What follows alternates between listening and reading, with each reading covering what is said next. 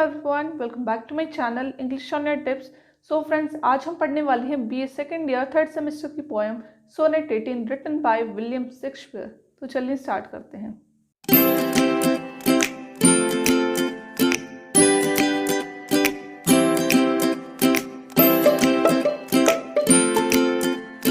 तो चलिए सबसे पहले पढ़ते हैं अपने पोएट के बारे में, that is William Shakespeare. Right, William Shakespeare was born on 26 April 1564 in Stratford upon Avon. William Shakespeare का जन्म कब हुआ था? 1564 में। डेट थी 26 अप्रैल, जगह थी ये Stratford upon Avon. Right, he is the greatest poet and dramatist of English literature.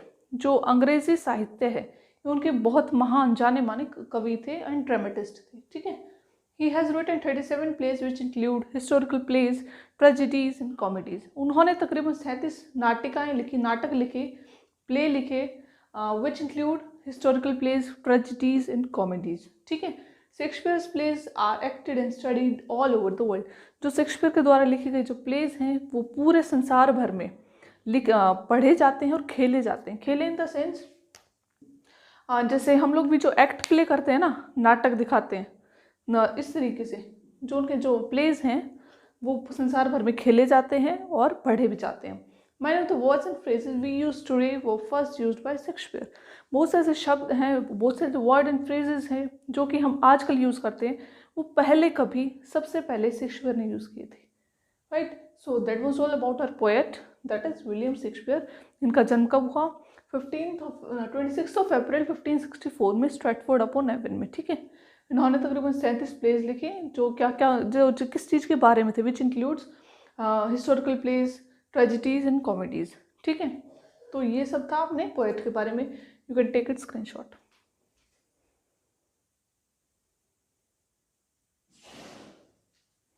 Done. So guys, अब बात करते हैं अपनी पोएम की, दैट इज सोनेट 18। सबसे पहले हमें ये पता होना चाहिए कि व्हाट इज सोनेट। सोनेट का मतलब क्या होता है? दैट इज जो कोई पोएम 14 लाइन्स की होती है, any poem that includes 14 lines, that is known as sonnet. ठीक है, 14 पंक्तियों की कविता को हम कहते हैं sonnet. Right, so this has been written by well known poet that is William Shakespeare. ठीक है, तो in this video we are going to cover the detailed summary of this poem.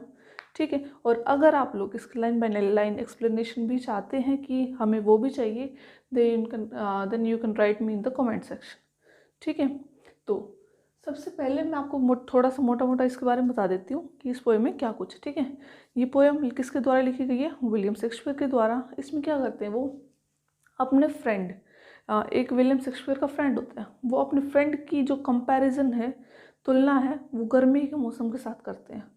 अपने दोस्त की तुलना गर्मी के मौसम के साथ करते हैं कि मेरा फ्रेंड ऐसा है और गर्मी का मौसम ऐसा है, मेरे फ्रेंड में ये क्वालिटी है, गर्मी के मौसम में ये नहीं है, ऐसा होता है, ऐसा इस तरीके से। ठीक है, बहुत छोटी सी पोएम, बहुत आसान है।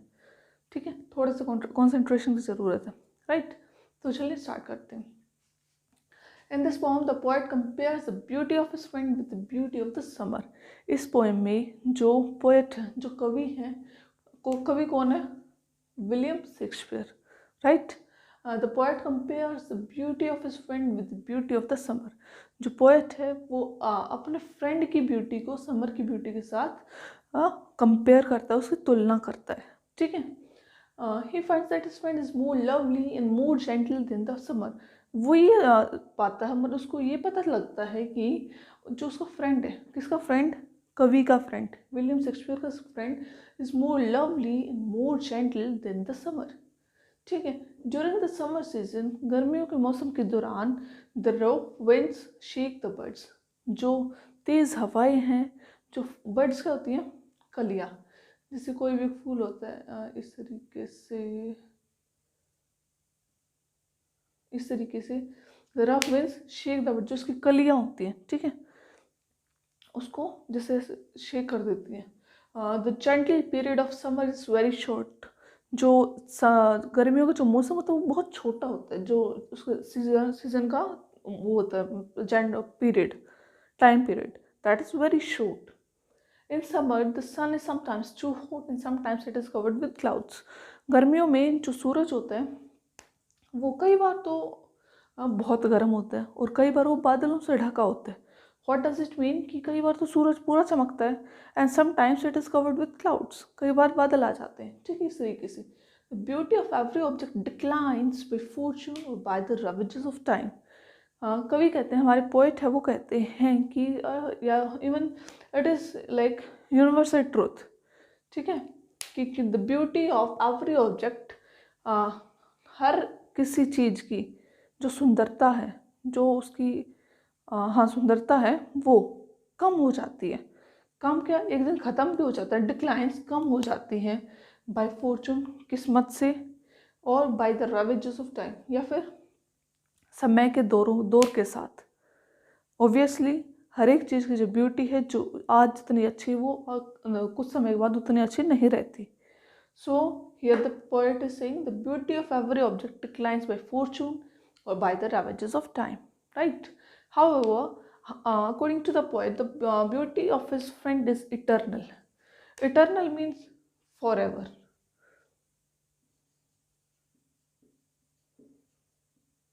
Right? मतलब अनंत, अटल। ठीक है। However, हालांकि according to the poet, the beauty of his friend is eternal. Poet कहते हैं कि लेकिन मेरा वो पोएट कहते हैं कि हर एक चीज़ की जो ब्यूटी, हर एक चीज़ की जो सुंदरता है, वो कम होती चली जाती हैं उसकी किस्मत से या bye the ravages of time, समय के प्रहारों से। ठीक है, but the beauty of his friend is eternal. लेकिन जो उसके फ्रेंड की ब्यूटी है वो इटर्नल है, वो फॉरएवर है। ऐसा कैसे, आगे देखिए। He is portrayed in the eternal verses of the poet. Versus means lines. कवि कहते हैं कि जो उसके फ्रेंड की ब्यूटी है, वो कवि की जो इटर्नल वर्सेस हैं, मतलब जो अनंत अटल जो पंक्तियां हैं, उनमें लिखी गई है, उसमें छप गई है। तो सालों दर साल लोग इनकी पोएम्स को पढ़ते रहेंगे और उनके फ्रेंड की जो ब्यूटी है वो इटर्नल रहेगी, राइट। तो ऐसा कवि कहना चाहते हैं। ठीक है, तो थोड़ी सी और है इसमें समरी, पहले आप इसका स्क्रीनशॉट ले लीजिए।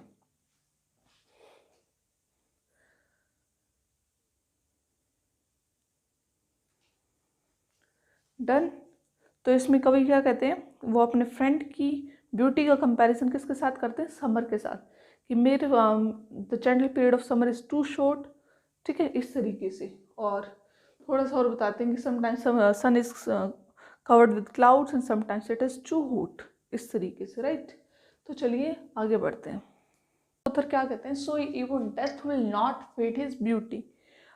इवन डेथ भी उसकी ब्यूटी को फेड नहीं कर पाएगी, मतलब ख़त्म नहीं कर पाएगी, क्योंकि इवन आफ्टर हिज डेथ क्योंकि उसकी मृत्यु के बाद भी people will know about his friend's beauty through the eternal verses of the poet. Eternal verses, अनंत जो पंक्तियां हैं, अटल जो पंक्तियां हैं जिनका कभी अंत नहीं होगा, फॉर एवर,